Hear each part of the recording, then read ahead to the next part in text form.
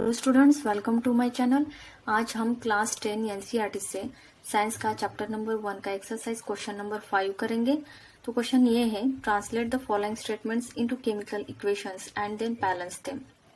तो यहाँ पर स्टेटमेंट्स दिए हैं क्वेश्चंस में, हमें उनको केमिकल इक्वेशंस में ट्रांसलेट करना है एंड देन बैलेंस भी करना है। तो फर्स्ट क्वेश्चन है हमारा, hydrogen gas combines with nitrogen to form ammonia. तो इस स्टेटमेंट को हमें केमिकल इक्वेशन में ट्रांसलेट करना है। दैट मीन्स क्या करना है, तो हमें फॉर्मूला के फॉर्म में उसको लिखना है। ठीक है, तो फर्स्ट इसी स्टेटमेंट को यूज करके हमें इक्वेशन लिखना है एंड देन बैलेंस करना है। तो कैसे लिखेंगे इक्वेशन? तो हाइड्रोजन गैस का होता है H2, कंबाइंस के लिए plus with nitrogen that is N2, to form के लिए हम यूज करेंगे यहाँ पर एरो मार्क। देन अमोनिया का फॉर्मूला होता है NH3। तो अब ये है केमिकल इक्वेशन। तो अब हमें इसको बैलेंस करना है। तो ये है रिएक्टेंट्स, दैट इज इक्वेशन की लेफ्ट हैंड साइड है, और ये है प्रोडक्ट, दैट इज इक्वेशन की राइट हैंड साइड। तो लेफ्ट हैंड साइड में कौन कौन से एलिमेंट्स हैं? Hydrogen and nitrogen. और वही आरएचएस में कौन कौन से एलिमेंट्स हैं? Same hydrogen and nitrogen. तो एलएचएस में हाइड्रोजन के नंबर ऑफ एटम्स कितने हैं? 2। देन नाइट्रोजन के 2। देन आरएचएस में हाइड्रोजन के नंबर ऑफ एटम्स है 3। देन नाइट्रोजन के नंबर ऑफ एटम्स है ओनली 1। तो अब हमें दिख रहा है कि दोनों तरफ दैट इज एलएचएस और आरएचएस में नंबर ऑफ एटम्स इक्वल नहीं है हाइड्रोजन और नाइट्रोजन के। दैट मीन्स ये जो हमारा इक्वेशन है वो बैलेंस्ड नहीं है। तो अब इस इक्वेशन को बैलेंस करने के लिए हमें दोनों तरफ नंबर ऑफ एटम्स इक्वल लाने पड़ेंगे। क्यों हम ऐसा करते हैं? क्योंकि हमारा बैलेंसिंग इक्वेशन में गोल क्या रहता है? दोनों तरफ दैट इज रिएक्टेंट्स और प्रोडक्ट्स में हर एक एलिमेंट्स के सेम नंबर ऑफ एटम्स होने चाहिए। ठीक है, तो अब इसके लिए हम हाइड्रोजन में 2 है यहाँ पर, तो इस 2 को अगर मैं 2 से मल्टीप्लाई करती हूँ तो 4 हो जाएगा, और इस 3 को 2 से मल्टीप्लाई तो 6। तो यहाँ पर 4 मिल रहा है, यहाँ 6, तो इक्वल नहीं आ रहा है। तो नेक्स्ट चलते हैं, 2 को 3 से मल्टीप्लाई करते हैं और 3 को 3 से, यहाँ 6, 2 से 6 और यहाँ 3 से 9 मिल रहा है, तो तब भी इक्वल नहीं आ रहा है। तो इन दिस केस मैं अब क्या करती हूँ, तो यहाँ पर 2 को 3 से मल्टीप्लाई करती हूँ तो मुझे मिलता है 6, और 3 को 2 से मल्टीप्लाई करती हूँ तो मुझे मिलता है 6। तो इस तरह दोनों तरफ सेम नंबर ऑफ एटम्स मिल रहे हैं। तो आप क्या कर सकते हैं, 2 का टेबल भी काउंट कर सकते हैं। 2 1 2, 2 2 4, 2 3 6, जहां पर 6 आ रहा है वहां पर आप रुक सकते हैं। सेम यहाँ पर भी 3 2 6 जहां पर आता है वहां पर रुक के आपको सेम नंबर ऑफ एटम्स मिल सकते हैं। तो हमने यहाँ पर 2 को किससे मल्टीप्लाई करने पर सेम नंबर दैट इज 6 मिला था, वो है 3। तो वो 3 हम यहाँ पर लिखेंगे हाइड्रोजन से पहले। और आरएचएस में हमने 3 को किससे मल्टीप्लाई किया था, दैट इज हमें सेम नंबर दैट इज 6 मिला था, वो है 2। उस 2 को हम यहाँ पर NH3 से पहले लिखेंगे। ठीक है, तो ये 2 हमें मिड या फिर एंड में नहीं लिखना है, इससे फॉर्मूला ही चेंज होता है। ठीक है, हमें हमेशा पहले लिखना होता है। तो अब आते हैं नाइट्रोजन की तरफ। नाइट्रोजन एलएचएस में है 2 और वही आरएचएस में है 1, बट अब वो हो गए हैं 2 हो गए हैं। क्यों? क्योंकि ये 2 सिर्फ हाइड्रोजन का नहीं होता, फॉर्मूला के ईच एक एलिमेंट का होता है। ये 2 नाइट्रोजन का भी है और हाइड्रोजन का भी है, इसलिए अब ये नाइट्रोजन भी आरएचएस में 2 बन गया है। तो इस तरह नाइट्रोजन भी दोनों तरफ बैलेंस्ड हो गया है और हाइड्रोजन भी बैलेंस्ड हो गया है। अब ये इक्वेशन बैलेंस्ड है, तो चलते हैं नेक्स्ट क्वेश्चन की तरफ। Hydrogen sulphate gas burns in air to give water and sulphur dioxide.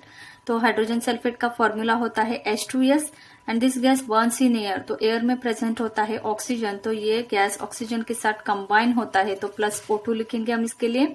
Then to give का एरो मार्क, वाटर का H2O एंड सल्फर डाइऑक्साइड का फॉर्मूला होता है SO2।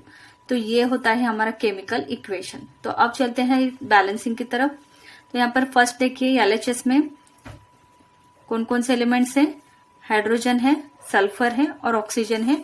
और वही इक्वेशन के आरएचएस में है hydrogen, sulphur and then oxygen. तो हाइड्रोजन तो दोनों एलएचएस में है 2 एंड आरएचएस में हाइड्रोजन के एटम्स हैं 2। सल्फर के एटम है एलएचएस में 1 एंड RHS में भी सल्फर के एटम है 1। तो हाइड्रोजन दोनों तरफ, हाइड्रोजन एंड सल्फर दोनों तरफ बैलेंस्ड है। Now come to oxygen. Oxygen LHS में है 2 एटम्स और RHS में 2 + 1, ऑक्सीजन के हैं 3 एटम्स। तो अब हमें दिख रहा है कि ऑक्सीजन के एटम्स जो है दोनों तरफ बैलेंस्ड नहीं है। तो अब ऑक्सीजन को बैलेंस करने के लिए हमने जब फर्स्ट क्वेश्चन में जिस तरह किया था उस तरह करेंगे। यहाँ पर 2 है तो हम यहाँ पर इसको 3 लगाएंगे, क्योंकि अगर हम 2 × 3 करते हैं तो 3 × 6 मिलता है और 3 × 2 करते हैं तो हमें मिलता है 6। तो ये 3 हम ऑक्सीजन से पहले लिखेंगे और ये 2 हम यहाँ लिखेंगे। तो अब चेक कीजिए बैलेंस है क्या। 3 × 6 एंड यहाँ 2 × 4 एंड दिस वन 5। तो अब भी बैलेंस नहीं है, तो अब यहाँ पर इसलिए 2 लगाएंगे। अब देखिए 2 ऑक्सीजन एंड अगेन 2 2 4 + 5 6। अब यहाँ पर LHS में 6 एटम्स हो गए ऑक्सीजन के और RHS में भी 6 एटम्स हो गए। तो अब इस हाइड्रोजन ऑक्सीजन को बैलेंस करते करते हाइड्रोजन एंड सल्फर बैलेंस्ड है क्या नहीं चेक करिए। हाइड्रोजन तो अब यहाँ पर 4 हो गए हैं और LHS में हाइड्रोजन के एटम्स कितने हैं 2 हैं। तो अब जो भी चेंजेस हो गए हैं हम फर्स्ट उनको लिख देते हैं एक बार। तो LHS में हाइड्रोजन तो 2 ही है और RHS में 4 बन गए हैं, राइट। तो अब हमें हाइड्रोजन को बैलेंस करना है, LHS में भी उसको 2 4 लाना है। तो इसके लिए हम 2 को 2 से मल्टीप्लाई करते हैं तो हमें 4 मिलता है। तो ये 2 हम लगाएंगे यहाँ पर, तो हाइड्रोजन भी यहाँ पर 4 हो गया। तो LHS और RHS में अब हाइड्रोजन बैलेंस्ड है। तो अब चलते हैं सल्फर की तरफ। क्या सल्फर अभी बैलेंस्ड है? LHS में सल्फर 2 हो गया है, ठीक है, और RHS में 2 हो गया, तो ऑटोमेटिक सल्फर भी अब बैलेंस्ड हो गया है। तो इस तरह ये जो इक्वेशन है हमारा वो अब बैलेंस्ड है।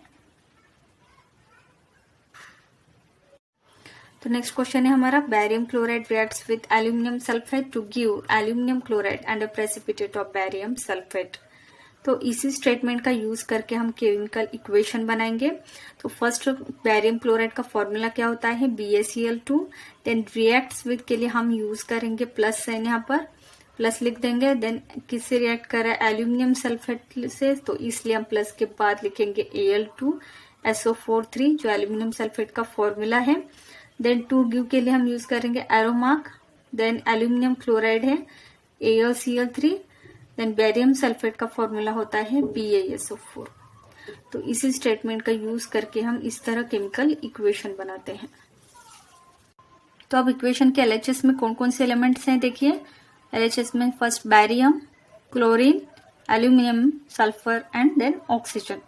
तो बैरियम के कितने एलिमेंट्स हैं LHS में 1 और RHS में भी 1 है। यहाँ पर LHS में क्लोरीन के 2 एटम्स हैं और यहाँ पर हैं 3 एटम्स। एल्यूमिनियम के 2 एटम्स हैं और यहाँ पर एल्यूमिनियम के ओनली 1 एटम। सल्फर के यहाँ पर 3 हैं, यहाँ पर इसका मतलब होता है सल्फर के 3 एटम्स हैं और यहाँ सल्फर के 1 एटम ओनली। देन ऑक्सीजन के 4 3 12, तो ऑक्सीजन के यहाँ LHS में है 12 एटम्स और यहाँ पर ऑक्सीजन के है 4 एटम्स। तो फर्स्ट एलिमेंट है हमारा बैरियम। तो बैरियम LHS और RHS में 1 है, तो बैरियम तो अब बैलेंस्ड है।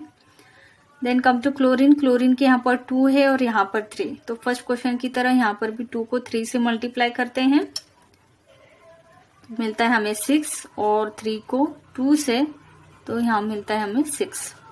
तो ये जो 3 है हमें यहाँ लगाना है क्लोरीन से पहले और ये 2 इस क्लोरीन से पहले लगाना है। देन चेक कीजिए 6 सेम एटम्स दोनों तरफ हो रहे हैं क्या।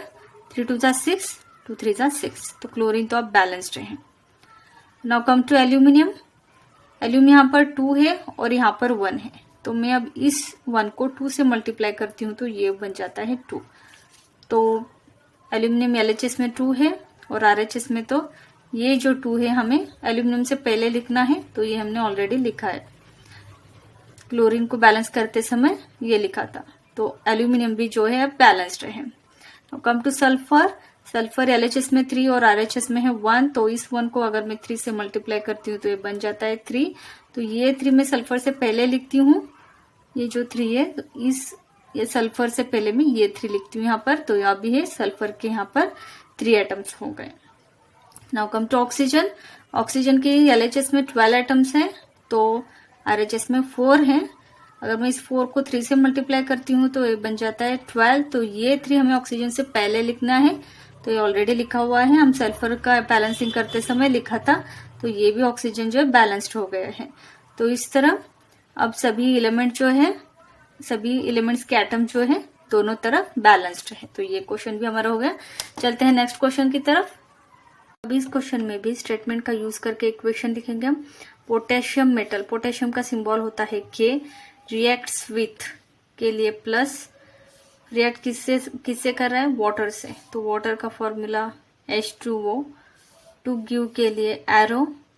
पोटेशियम हाइड्रोक्साइड का फॉर्मूला होता है KOH and plus hydrogen gas H2। तो ये हो गया हमारा केमिकल इक्वेशन। तो अब इसे बैलेंस करना है। तो फर्स्ट LHS में K कितना है 1 और यहाँ पर K 1 है, तो अब दोनों तरफ K तो बैलेंस है। तो हाइड्रोजन LHS में 2 है और यहाँ पर 1 + 2 3 है। तो अगर मैं यहाँ पर 2 से मल्टीप्लाई कर देती हूँ तो यहाँ पर 2H हो गया, तो 2H प्लस ये 2H 4H हो गए RHS में। तो LHS में तो अभी भी 2H ही है, तो इसलिए मैं यहाँ पर 2 से अगर मल्टीप्लाई करती हूँ तो 2 × 2 = 4, यहाँ पर 4H हो गए। अब हाइड्रोजन को बैलेंस करते करते पोटेशियम और ऑक्सीजन बैलेंस्ड है क्या, चेक कीजिए एक बार। तो पोटेशियम यहाँ पर 1 है और यहाँ 2 है, तो अनबैलेंस्ड हो गया है पोटेशियम। तो इसलिए मैं LHS में यहाँ पर अगर 2 लगाती हूँ तो 2K हो गया और RHS में तो ऑलरेडी 2K, तो अब दोनों तरफ K जो है बैलेंस्ड हो गया है। अब ऑक्सीजन की तरफ आ जाइए, चेक कीजिए ऑक्सीजन बैलेंस्ड है क्या। अभी 2 ऑक्सीजन है LHS में और RHS में भी 2 है, तो ऑक्सीजन भी अब बैलेंस्ड है। तो इस तरह ये केमिकल इक्वेशन अब बैलेंस्ड हो। तो यहाँ पर हमारा ये क्वेश्चन कंप्लीट होता है। इससे पहले के questions that is question number 1 to 4 playlist में है, वहां पर आप उनके आंसर्स देख सकते हैं। तो स्टूडेंट्स मिलते हैं नेक्स्ट वीडियो में नेक्स्ट क्वेश्चन के साथ। Thank you.